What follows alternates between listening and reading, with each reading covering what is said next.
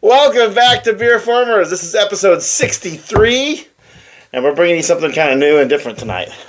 Because why? Well, because I got a toy that we're going to talk about now that both is and isn't a Transformer at the same time. And if the part of it that is a Transformer it's one of the few Transformers that would have come from South America, been exclusive to South America. But the one I got is not that, actually. It'll all become clear here in a minute. Yeah, you're throwing a lot at it. I know. But we also went to a really cool place for a beer, so we can't wait to tell you about that place. Another kind of a farm-type place that we've been to. We've been to like 3 of those now, I guess, at this point. So we're really super excited to bring that to you here in a little bit. All right, so for our episode tonight, we're going to be talking about a couple of toys that were put out by a company called Estrela. I'm not sure how exactly you pronounce it because I've never heard it pronounced before. Estrela. It's a company from Brazil that was a toy company, and they licensed other things from other companies to be able to put them out in South America. And so, we talked a lot about how Hasbro in the early days, they licensed these designs from Takara to be able to create the Transformers and put them out, right? Well, apparently Hasbro also then sub-licensed out to other companies. Oh, interesting. Kind of how so home repairs work we've touched on the fact that there are Japanese exclusive toys. And there are some toys that are exclusive to America too, for that matter. But as an American, that was lost on me as a collector growing up. There are some that are you're also a kid, so don't be so hard on yourself. Yeah, there are some that are also exclusive to Europe, maybe Australia and other places around the world, right? Okay. So there was a whole line of toys that came out in the 80s when Transformers Generation 1 was out that came out in South America. Like Chile and Brazil and Brazil and Argentina, places like that. Uruguay. Could be. Okay. You want to name all the South American countries? No, that's it. That'd be pretty cool. That's the extent of I used to have all their names and capitals memorized from college, but that knowledge is lost in the ether. But this company, Estrela, I'm going to pronounce it that way, so forgive me if I'm pronouncing it wrong. That's how I'm going to try to pronounce it, just to maintain some consistency here. But Estrela, they license the mini cars primarily. It's like the original Bumblebee and Wind Charger and things like that, right? They license the jump starters, which we haven't not done yet. The jump starters are a couple of Autobots that you pulled them back and they would automatically transform. What are we even doing here? We'll get there. Okay. We'll get there. Another South American company did that AM radio we talked about. Yes. It wasn't Australia, but with the AM radio we did a few episodes back. That was from South America as well. Well, this company they got the license to do put out Transformers, and they also went out and got their own licenses and rolled them into their own version of Transformers. So it's basically an entire South American kind of sub culture. It is its own entire Transformers culture. So we've talked about how Shockwave was from a totally different company. It wasn't Takara. Right, but Hasbro licensed them and rolled them in. Mega Supreme, we've done Omega Supreme. Same deal with Omega Supreme and the original Jetfire. They were not from Takara, but Hasbro licensed them and said, we're going to bring them in as Transformers. Well, this Estrela company did the same thing. And they went to a company here, and it's not clear who did it first, but for the sake of brevity, we're going to say that they did it first. There's a company in America called Ertl.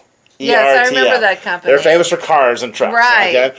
And the 80s were the Wild West and a golden age of transforming toys, right? And when Transformers and GoBots came out, everybody wanted a piece of that pie.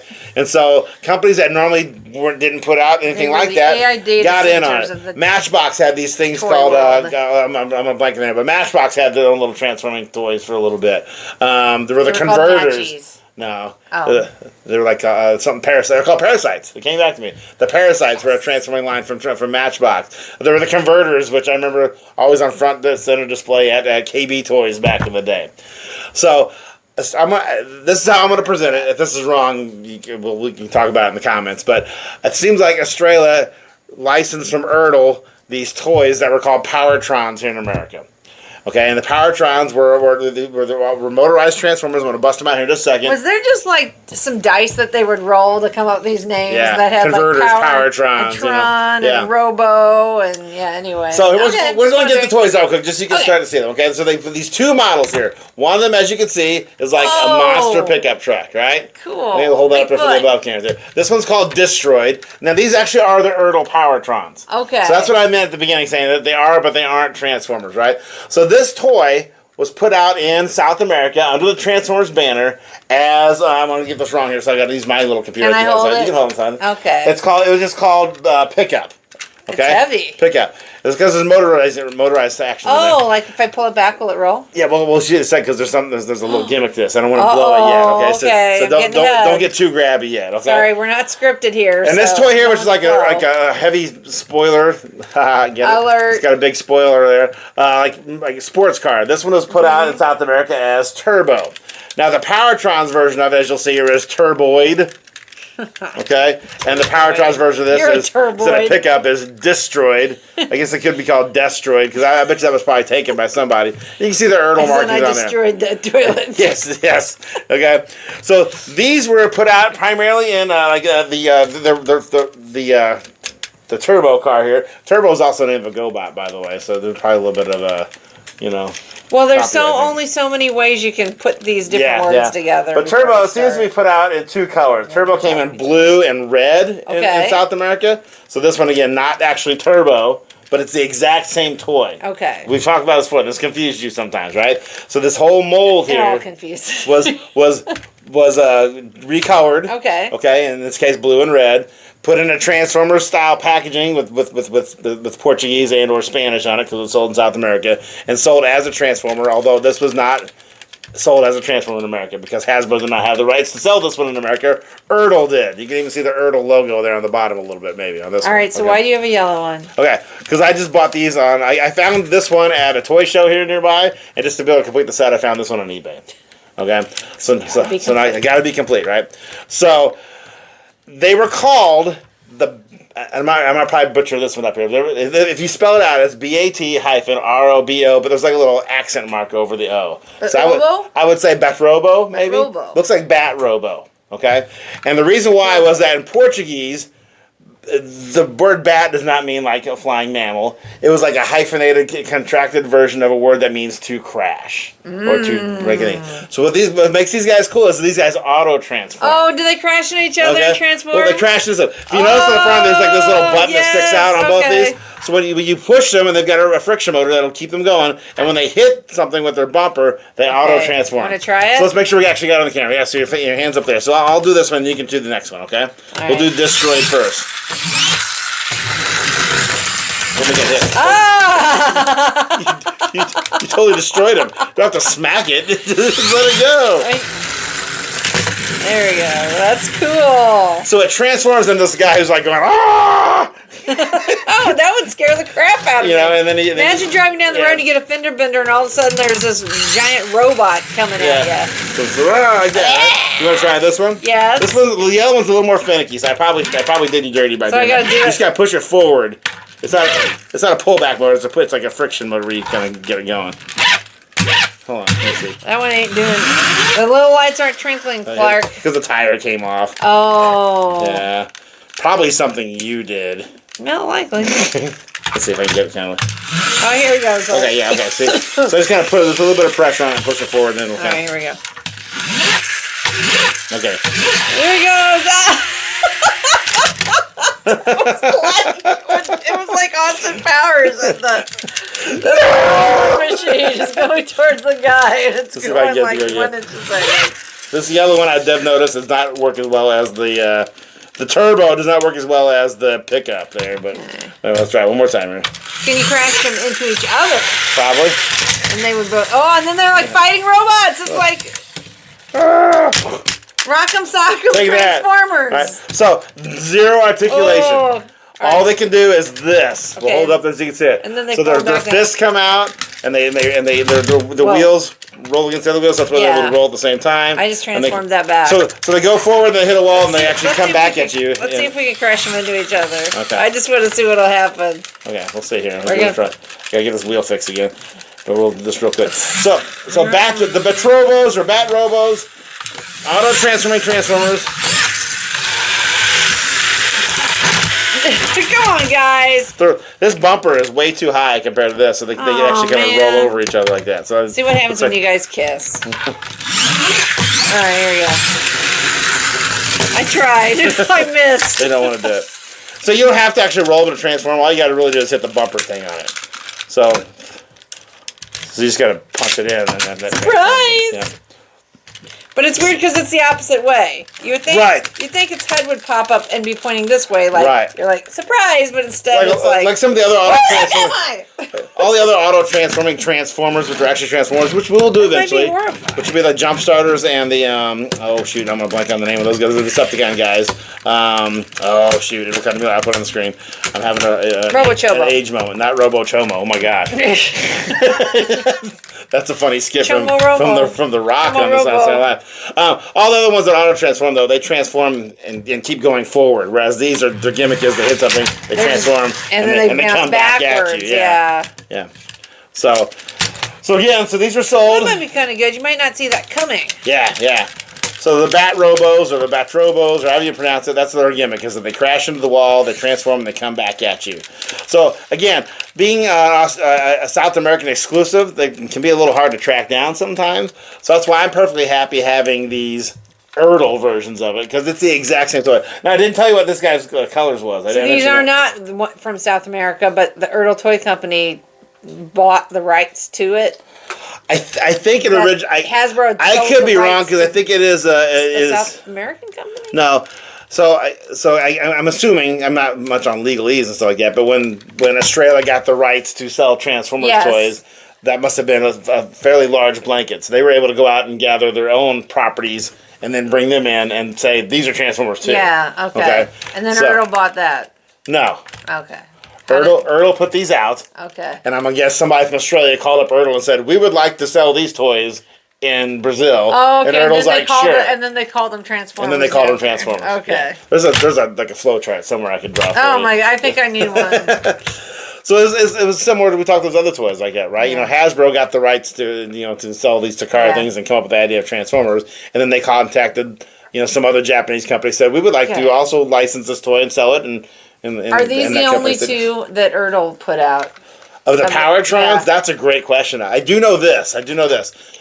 There is a version of Turbo here that was put out in America by Ertl that was black, and it was sold as an officially licensed Knight Rider toy. Oh my gosh, do you have to get that one? I don't have to get that one. I'm okay with that one, yeah. I've got a better Knight Rider Transformer they put out a couple of years ago as part of the collaborative line, where it has like kit sound effects and everything like that, right? But yeah, so there exists this in black in a box that says Knight Rider on it, and it's the exact same toy again to being sold. So yeah, these things got passed around, I guess, a little bit, and sold over the years in different ways. For the Turbo, he was sold in green. I'm sorry, for the pickup truck, he was sold in green and orange. And both of them are the same name. You can just get different color variations of it. So pickup and Turbo, and they were the Bat-Robos. Did you know about these before you found this one at the toy show? I kind of did, but I had kind of debated my mind overall, and I still think we'll hold to this. I'm going to stick to these because they were unique, designs. Yes. The South American toys were just recolors exclusively by and large. So you can get Bumblebee in white as opposed to his usual yellow, or you can get the other mini cars in different colors. And they invented their own factions at one point too. They were repackaged as either Optimus faction or the Malingus faction. Watch it, Malingerer? Yeah, that type of thing, or something like that. So evil, basically, right? Yeah. So instead of Autobot, Decepticon, there was the Optimus and the Malingus, or whatever like that. But they were all just the mini cars. The first year of mini cars, like I said, Bumblebee and Windcharger. I guess they didn't take off like they did in the United States. And they had the like I mentioned at the beginning, they had the jump starters. They were called Saltman Z and Saltman X. Because salt, again, this were bat, not really bat flying animal. Salt is the root word for jumping. Oh, okay, it wasn't like saltaire or something like that means to jump. So when you see it with American in English eyes, you're like Salt Man or Bat-Robo. Yeah. These things aren't bats, but it makes more sense if you speak Portuguese, So. Put yourself on my French fries. So this kind of a little footnote, kind of interesting thing. So when I picked this up at the toy show the other about 2 months ago, I guess now, I'm like, I want to actually do a whole episode on these just because it's interesting. The fact that there was a whole other, essentially South American version of Transformers that's very different from what the Americans had, That is very different. You could have a lot of fun with those, placing bets, fighting. The Italians had something similar. They called those Trasformers. Trasfo. Almost like it was just a mistranslation. Trasformers. Like they forgot the. Sounds exactly. That's exactly what that probably was. Yeah. So yeah, as far as utility, these guys are pretty, no articulation. All they can do is, why did you crash us into the wall? Who do you think you are? I don't know. I can't put my arms down. It's like Randy. I call him Randy. Their fists go in to be able to fold up, right? Yeah. And they both do this, so like the head goes down and hides itself. So they both have that. Ooh, they can. That's YMCA. Now this one doesn't make the whole thing go up like the truck one does, but that's cool though. Yeah, he looks like he's cheering. So these are probably the only South American Transformers I'm going to get. Okay. Because again, the jump starters they're different colors, but I'm fine with the original jump starters. The mini cars are different colors, but I'm fine with my original mini cars. But these are at least somewhat unique in a sense that it's a totally different mold. Yeah. It's got that connection to Ertl. Which is kind of weird because, again, that ties in, again, to everybody was selling transforming toys. Everybody. So everybody was in on it back in the day. It's like everyone was a Cylon. Everyone's a Cylon if you watch. Everyone was selling Transformers. Yes. So not as very challenging for you, I guess, in the realm of you transforming something this big, so I apologize for that. It's okay, at least I didn't have one. I didn't break it this time, although maybe I did kind of get the wheel off. We don't know. Yeah. But no, this one came in the mail. Awful hard for me to do much damage with these two. The wheel on this one tends to want to shift this way. And so as a result, it doesn't make the friction motor work right. But these are mostly just going to be displayed anyway, so it's all cool. And this one has a bad sticker on this side. But I'm perfectly okay with that because they're just kind of fun, interesting toys. Now, this would have probably been really cool for a little kid because it does stuff. Yeah. But in terms of, like you said, we talk about the articulation. Like, these are kind of lame. I know, but you could also have a lot of fun with your pets with these. Can you imagine running through a wall and it pops up in front of your dog and it freaks out? Or they're already chasing it, and hits a wall, and it starts coming back at it. Yeah, that's what I'm saying. You could have a lot of fun in that regard. But again, there's other auto-transforming Transformers. We'll do those eventually. But yeah, I thought these were kind of fun to talk about. So let's move on and let's talk about our beer for this episode. Sure. So that it is interesting that you picked these tonight because we once again went to a place that was very different than your traditional brewery or brew pub and that is Cypress Grove, which is actually on a farm, a working farm. So we went there recently because it's near Assumption, Illinois. So it was very close to a state park that we were camping at. And Dave found it, and we thought, let's give it a whirl because they're open on weekends. And we've been to Assumption on a previous episode before for a brewery called 1905, which does have some connections, which Noel will tell you about. Sure. But so Cypress Grove, they're only open on Saturday. Their tap room is open on Saturdays from 11 a.m. to 6 p.m. So the deal is, like I said, they're a working farm. I'm going to find the info here about the people who run it. So it's a Phil and Carolyn Corzine. Okay, so that it is their farm. They've owned it, I believe, since the 1980s. The cattle farm. She was actually and so she was so Carolyn was a accountant, and Phil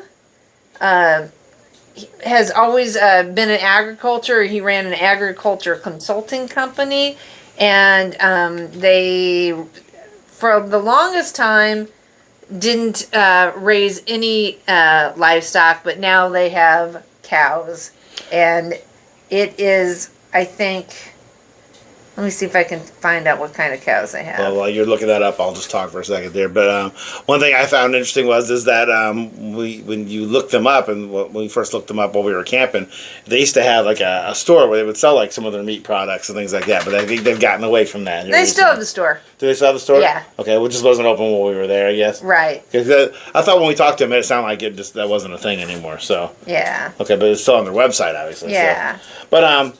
But when you go up to this place, it's like we talked about Scratch Brewery before on this one, and the other one that was kind of a farm place was Evergreen Farms there in Washington, Illinois. So you pull up to this farm place, and you pass the animals in the farm and the fencing and all that kind of stuff. And when we pull up to this one, though, what was kind of interesting was it was like this little red barn, And it's like, is this the right place? Yeah. Is this the right place, Yeah, it's a pole Yeah. barn. They tore down a Quonset hut that was originally on the property. They put up this barn. And so now they, in addition to crops, they have belted Galloway cattle. And that's the first thing you see when you pull up and you see the sign at Cypress Grove. You see a bunch of cows. The cows will just come There's some up. calves there that day. Yeah. But cow farmers in general, Yeah. if you're in the Midwest for this farm country, if you're a cattle farmer and you know, if you at all specialize in a breed, usually they're pretty proud of whatever breed they've got. Yeah. You know, you see like polled Herefords and, you know, whatever these words. And so their daughter and son-in-law also have a farm, and so they all farm together. So, but yeah, it's a working farm. But the brewing is kind of became like a side project for them. So when 1905 Brewing, which we've featured before, opened in Assumption. I mean, it happened at a time where there was like this craft beer revolution happening in Central Illinois. Phil and Carolyn, they invested. They were one of the initial investors in it, and that's how he caught the brewing bug. But after that original brewery burned down, which they've since rebuilt it, but after it burned down, they just kind of lost their they were like, we just want to go ahead and try to do this on our own.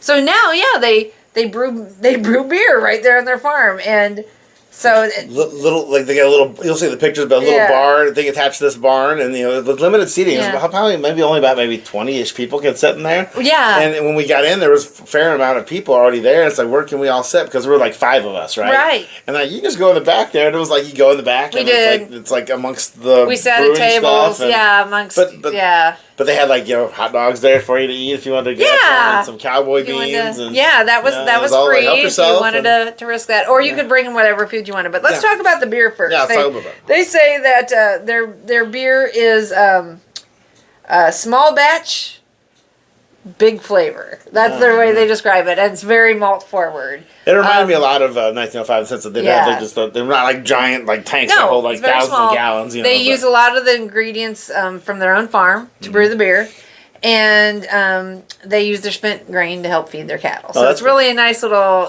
cycle that they have going there. Right? Yeah, very sustainable. But they had on tap a nice variety of beers. So they had some IPAs. Wide range of styles. And stuff, they had some stouts. I think we tried every beer they had on tap, and it's always constantly changing. Then they always have canned beer that you can take home, which we did. So sometimes the beers they have featured currently are only in cans, so you have to be really careful looking at the menu. But you can do a flight of any size. You can have as many flavors. Well, they were served in what? Like, am I thinking? What was your? You got a flight. What was it served in? It's hard to describe. It was just like a muffin tin. Or it was like a little muffin tin, and they just put our beers in it. Little plastic glasses. But I enjoyed every beer that I tried there. And then they also are aging spirits. So that's another thing they don't distill. No, they don't. But like other places like Perennial, they have sourced with a distiller. But what they do is they bring the product and then they experiment with flavors by aging those spirits further in spent barrels from their brewing process. So like I had a rye that had been aged in an imperial stout cask, a cask they had used to make an imperial stout. So they had probably about 20 different varieties that you can try. So you can buy a bottle, or you can get a pour. Same with the beers, like about 20 beers too, right? So they had a lot to offer. Phil, the farmer, the master brewer, took us back to look at a sour that he was working on. So that was interesting to see a beer that was inside the kettle going through the process. And another thing that was just kind of fun is because it ties into the theme of the show. There was another young couple that came in with a little boy, and the little boy had an Optimus Prime toy that I don't own. It's part of one of those toys you can get like at they call it the Market 6 line, where it's like sold at places like Dollar General, things like that, right? And so I just like I had made the mind up that I wasn't going to probably get that toy, but it was still pointed out, hey, that's a toy I don't have, and so struck up a little conversation with the family, and the boy became, kind of enamored with the fact that I had this channel, and I showed him, like, the intro that you guys watched to see this, and his eyes were, like, wide, and he kept coming over asking me more and more questions about Transformers. And he drew you a picture. And he drew a picture of Optimus Prime, which they had crayon stuff out for the kids, too, and he put it on their wall, so that I took it. Well, that was fun. This family was sitting there back there with us, so we were, with our friends, a group of us that were camping, so everybody tried different beers. One of our friends got one of their cocktails that was made with their aged spirits. Mm-hmm. They let us bring in our own food. And I did have a hot dog and some cowboy beans. Yeah. The cowboy beans. I stuck to my cheese, but because I'm nervous about that kind of stuff. But in addition to the seating that Dave described inside, they also had like just little seating areas kind of interspersed all over right outside that red barn. So there's like a little fire pit area. Look, so they had maybe some live music could be played and stuff. Absolutely. Yeah. But as we left, we saw different groups that kind of settled around those places. So you can tell it was a destination. It's an interesting place People to were be. showing up, and it was like everybody knew everybody because everybody from town probably supports this place because it's good beer. Coming and get their beer. And it's a small town, so you got to keep everything going, Yeah. So. But definitely one of the most interesting experiences because when we went in the back, it's the first time I've ever. I'm like, are we allowed to be back here? I know, because it was like shelves and the stuff. Brewing processes. Yeah. But it's like, amongst the tanks. I think our big issue is we want to have a place where all five of us could sit together. Yeah. Because in the main room, we could have sat at some tables, and we would have had to set apart. So that back room had the bigger table, so we sat at it. Yeah, it's fun. So if you're adventurous, if you're looking for a brew pub or you're near Shelbyville Lake, Illinois, if you care about food, this is not the place for you. But if you care about trying some really fun, interestingly flavored beer and spirits, I mean, try a place where it's brewed right there on the farm. Yeah. Their local ingredients. I mean, every one of the beers I tried. We haven't been to a bad farm brewery yet. No, they've both been incredible, and that's just a great experience. And it's kind of place where I would go if I all the time if I lived close by. Yeah. So. Yeah. Anyway, I did. I really liked it. So now they don't sell packs, but they do have basically large canned growlers. Yeah, and so the one we got was called which we have not tried. Salted Caramel Imperial Scotch Ale. So we'll hold up this. It was really. I love my Scotch ale, so it was really hard for me not to get it that day. But let's save it. Yeah, because Scotch ale is your favorite type overall, is it right? And as you can tell, the cans are even done on site because that label is. Yeah, it's just a basic silver can. No, that's sweating. So that's not as dark as I thought it would be for a Scotch ale. So it's interesting. It's got the logo on there and what it is, and it tells you about who brewed it. It smells good. Yep. And it's got your government warning, stuff like that. But so this will be. Have you smelled it yet? It smells amazing. I can smell like molasses. Like candy. Yeah. Holy cow. Yeah. Wow. That is good. So the caramel is actually there, but it's more of a sugary sweet to me than. It tastes like a candy apple to me. Okay. That's what I'm getting. So a dirty bastard with with a little bit of extra with sweetness. Some cherry in it. Yeah. It's got some depth. It's got some richness to it. So in addition to that sweetness we're talking about here now, there's the malty going on there too. No, that's wonderful. I was expecting to have that thick, rich, almost sometimes cloying taste you get when you from a really rich, thick stout, but it has none of that. It only has a nice little essence. It's like adding an element. Oh, it sure is. It's a little bit fascinating. It means it probably isn't fully filtered, and that's all right. No, that's great. I like Scotch ales too, but I think it's your favorite. So I know, and this is not a sipper. I would be like counting this. Does it say how much of this one? I don't think it does because the label is very generic, right? It says brewed by Ag Page LLC, doing business as Cypress Grove Brewing. And let me just say, they're very rustic. Their website is as rustic as the place. So don't go to the website expecting to see more in depth about their beers. They're not listed. You will not know what beers are available until you go there on site. So they obviously don't distribute. You got to go to their tap room and you sit down, have a couple drinks, have some cowboy beans if you want to, bring your own food, Yep. grab some beer to go out and say hi to the cows. It's a great afternoon. Yeah. It was just a very pleasant place to be. Yeah. Had I realized before we sat down in the back room, which I don't regret now because we did get to see the brewery and he showed us around and we got to meet that family with the boy and stuff. But had I known we could go pretty much, I wouldn't say anywhere. I don't want to say that, but there was lots of places outside. I probably would have gone somewhere outside, to be honest. Yeah. Because it was a nice day. It was kind of threatening rain that morning, but it didn't. So we were, we could. We didn't know though, so it's all good. I was glad it's all good in there. So that's a great beer, and they've got a cooler case right by the bar with like lots of. It's not like there wasn't any that I looked in there and go, oh man, they're almost out of that. There were several cans of each variety. And for such a tiny space, I mean, we were served very quickly. Yes. So yes. There was a flow of people while we were there. And for being being in the middle of farm country, everything was up to date as far as technology. So they had square, swipe a card, because sometimes you go to a place like you think, oh man, are they going to be able to take my card? There's only going to be cash only. No, they can take it all. Seem like so. But I would go back to try more spirits because I was so intrigued by the flavor of what I had. That was an excellent rye. Yeah, I wanted to try beers because it was a brewery, but I think I would agree if we go back, I'll probably focus more on some of the whiskeys and stuff. Yeah, that's a good point. So, and I think we'll go back because for sure. The campground we were staying at near Shelbyville Lake is a nice campground that we've been to. It's become one of our favorites. Yeah. So thank you. Awesome. Good job, Cypress Grove Brewing. Thank you for doing what you do. So as we get ready to wind down this episode here, as we always talk about here, if there's anything you'd like to know about the Bat-Robos / these Ertl toys, the Pow-R-Trons, you can go to the Transformers Wiki, tfwiki.net. The great place for the great launching point. If you want to start diving deeper, you can go down the rabbit hole of the internet. That is the internet. But tfwiki.net is a good place to go for all things Transformers. These guys are definitely don't have a video from Chris McFeely, who I always like to name drop here. He had the basics on. He hasn't done one on the South American Transformers yet, but maybe he will. Oh, yeah. If you see this, Chris McFeely, do one for us. Talk about the South American Transformers. There was another group of ones that I don't own that I don't think I will, but it was like remote control Transformers.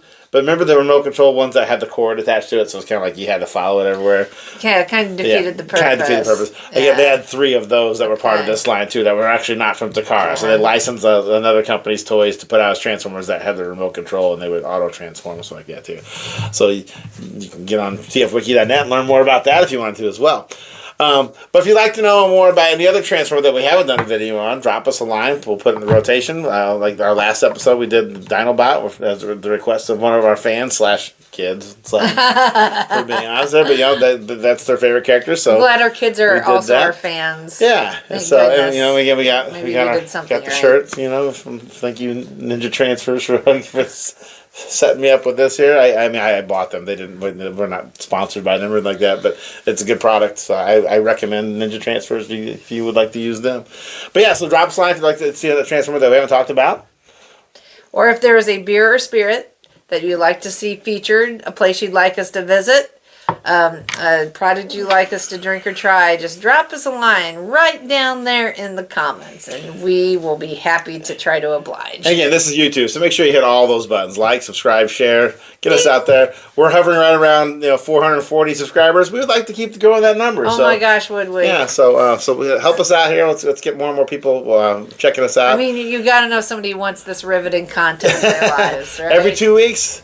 We goof around on the camera for you guys and talk about our 2 favorite things. So we learn a lot from each other. All right, so as we wind down here officially to end this video for this episode 63, we ask that you always make sure you play responsibly and drink responsibly. And thanks for checking us out here at BeerFormers. More than meets their eye. Cheers, Cypress Grove. Cypress Grove. Oh, Cypress Grove.